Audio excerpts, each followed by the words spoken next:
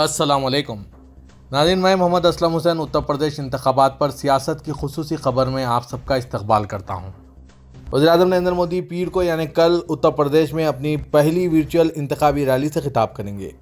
वज़ीर-ए-आज़म मोदी शामली, मुजफ्फरनगर, सहारनपुर, बागपत और गौतम बुद्ध नगर के 21 असेंबली हलकों के लोगों से अमली तौर पर खिताब करेंगे और पार्टी उम्मीदवारों के लिए वोट और हिमायत की दरख्वास्त करेंगे। वज़ीर आला उत्तर प्रदेश योगी आदित्यनाथ, बीजेपी के रियासती सदर स्वतंत्र देव सिंह, नायब वज़ीर आला केशव प्रसाद मौर्य बीजेपी के रियासती हेडक्वार्टर में कायम वर्चुअल स्टूडियो से रैली में शिरकत करेंगे। बीजेपी के रियासती जनरल सेक्रेटरी और वर्चुअल रैली के इंचार्ज अनूप गुप्ता ने कहा कि 5 अजला के 21 असेंबली हलकों में 98 मुकामात पर LED स्क्रीन्स के जरिए तकरीर का लाइव टेलीकास्ट दिखाया जाएगा। इलेक्शन कमीशन के कोविड प्रोटोकॉल के तहत एक जगह ज़्यादा से ज़्यादा 500 अफराद को इकट्ठा किया जाएगा। इस तरह 98 मुकामात पर 49,000 लोग PM मोदी की तकरीर सुनेंगे। उत्तर प्रदेश में असेंबली इंतखाबात को लेकर सियासी पार्टियों के दरमियान लफ्जी जंग छिड़ गई है। एक दूसरे पर इल्जामात और जवाबी इल्जामात का सिलसिला भी थमने का नाम नहीं ले रहा है, जिसकी वजह से सियासी दर्जे हरारत मुसलसिल बढ़ रहा है। इन सब के दरमियान हाल ही में बीजेपी में शामिल हुई मुलायम सिंह यादव की बहू अपर्णा यादव ने SP सरबराह अखिलेश यादव के खिलाफ इलेक्शन लड़ने पर एक बड़ा बयान दिया है। कराल से इलेक्शन लड़ने के सवाल पर उन्होंने कहा कि यह सवाल क्यों उठाया जा रहा है, पार्टी फैसला करेगी कि क्या करना चाहिए। अपर्णा यादव ने कहा कि वो इस वक्त जिस किरदार में है वो बेहतर है। वाजरे के समाजवादी पार्टी के सरबराह अखिलेश यादव मैनपुरी के करहाल असेंबली सीट से उम्मीदवार हैं। ये पहला मौका है जब अखिलेश यादव असेंबली इलेक्शन लड़ने जा रहे हैं। समाजवादी पार्टी के लीडर और रामपुर के MP आजम खान के बेटे और साबिक MLA अब्दुल्ला आजम खान ने एक बार फिर अपनी जान को खतरा करार दिया है। अब्दुल्ला आजम ने कहा कि मुझ पर झूठे मुकदमा डालकर जेल भेजा जा सकता है। उन्होंने कहा कि ये लोग मेरा पीछा नहीं छोड़ रहे हैं, झूठे मुकदमात में जेल भेजने की साजिश रच रहे हैं। मेरे साथ किसी किस्म का तशद्दुद या सड़क हादसा करके मुझे कत्ल करने की साजिश भी की जा रही है। उत्तर प्रदेश में इंतखाबी हंगामा आराई के लिए पार्टियां अपने उम्मीदवार खड़े कर रहे हैं। इसलिए इतवार को कांग्रेस ने उत्तर प्रदेश इंतखाबात के लिए अपने उम्मीदवारों की चौथी फहरिस्त जारी की है। वादरे के इस फहरिस्त में कुल 61 उम्मीदवारों के नामों का ऐलान किया गया है। कांग्रेस की तरफ से इतवार को जारी की गई इस फहरिस्त में 24 ख्वातीन को टिकट दिया गया है। वादरे के कांग्रेस ने पहली फहरिस्त में कुल 125 नामों का ऐलान किया था, जिसमें 50 ख्वातीन को जगह दी गई थी। दूसरी तरफ दूसरी फहरिस्त में 41 उम्मीदवारों में से 16 ख्वातीन और तीसरी फहरिस्त में कांग्रेस ने असेंबली इंतखाबात के लिए 89 उम्मीदवारों में से 37 ख्वातीन को टिकट दिया था। उत्तर प्रदेश असेंबली इलेक्शन 2022 के पहले मरहले की वोटिंग 10 फरवरी को होने वाली है और इसीलिए तमाम सियासी पार्टियां इंतखाबी मुहिम में मसरूफ नजर आ रही है। दरअसल आगरा उत्तर प्रदेश में मरकजी वजीर स्मृति ईरानी ने पहले एक मौसर अवामी डायलॉग किया और फिर घर घर मुहिम चलाई। इतना ही नहीं, इस दौरान स्मृति ईरानी ने समाजवादी पार्टी के साथ साथ कांग्रेस को भी निशाना बनाया।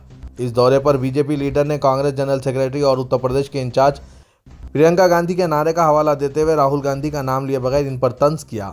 स्मृति ईरानी ने कहा कि समाजवादी पार्टी इंतखाम की सियासत करती है और इसके उम्मीदवार पहले ही बदला लेने की बात करते हैं।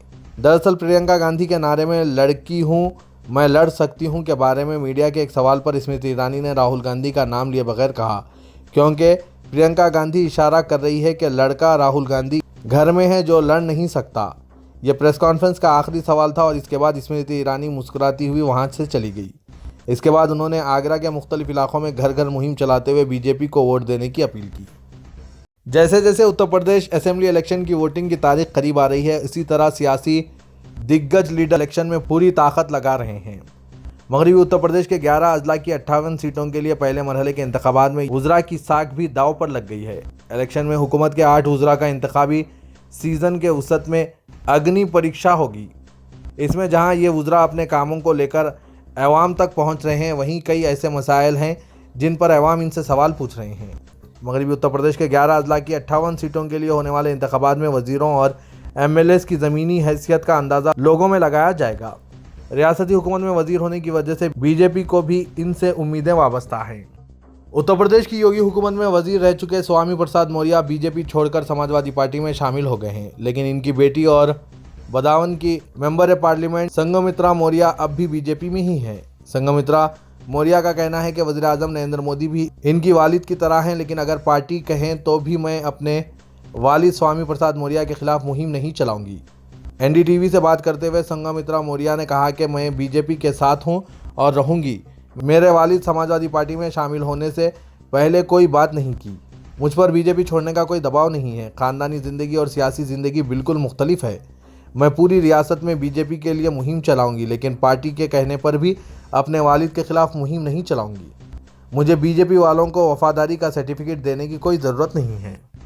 बहुजन समाज पार्टी की सरबराह मायावती जैसे ही उत्तर प्रदेश में असेंबली इंतखाबात करीब आ रहे हैं, ट्विटर पर सरगर्म हो गई है। मायावती सोशल मीडिया के जरिए मुसलसल अपोजिशन पर हावी हो रही है। अपने ट्विटर पर मायावती किसानों, दलित अक़लियतों पर मजालिम, ब्राह्मणों के कत्ल जैसे मसाइल उठा रही हैं और योगी हुकूमत अखिलेश यादव को निशाना बनाया जा रहा है। मालूमात के मुताबिक मायावती 2 फरवरी को आगरा और 6 फरवरी को मथुरा में रैली करेंगी। ताहम इलेक्शन कमीशन के नाफिज करदा कोरोना कानून की वजह से ये मुश्किल दिखाई दे रहा है। रैली से पहले मायावती सोशल मीडिया के जरिए अपने हामियों से राब्ता कायम करने की कोशिश कर रही है। Bahujan Samaj party social media पर बीजेपी के खिलाफ मुसलसल ट्वीट्स के जरिए अपना मिहाज खोल रही है। उत्तर प्रदेश असेंबली इंतखाबात 2022 के दरमियान साबिक वज़ीर आला और समाजवादी पार्टी के सदर अखिलेश यादव ने रियासत की हुक्मरान बीजेपी और वज़ीर आला उत्तर प्रदेश योगी आदित्यनाथ पर सख्त हमला किया है और इनकी मुजरिमाना रिकॉर्ड रखने वाले लोगों को टिकट देने का इल्ज़ाम लगाया। अखिलेश ने सोशल मीडिया पर लिखा है कि बीजेपी मुजरिमाना शबिया वाले लोगों को अंधाधुंध टिकट दे रही है और इस सिलसिले में वो सेंचुरी से एक कदम दूर है।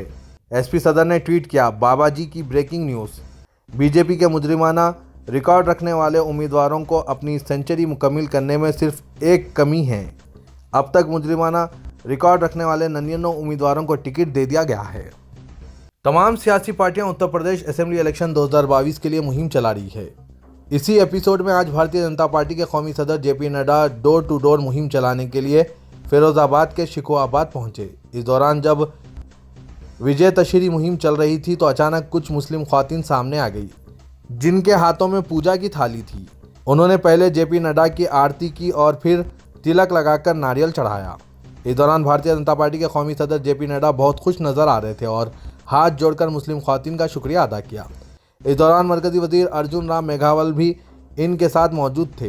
यही नहीं, मुस्लिम ख्वातीन जेपी नड्डा की आरती कर रही थी जब बीजेपी के कारकुन तालियां बजाकर इनका इस्तकबाल कर रहे थे।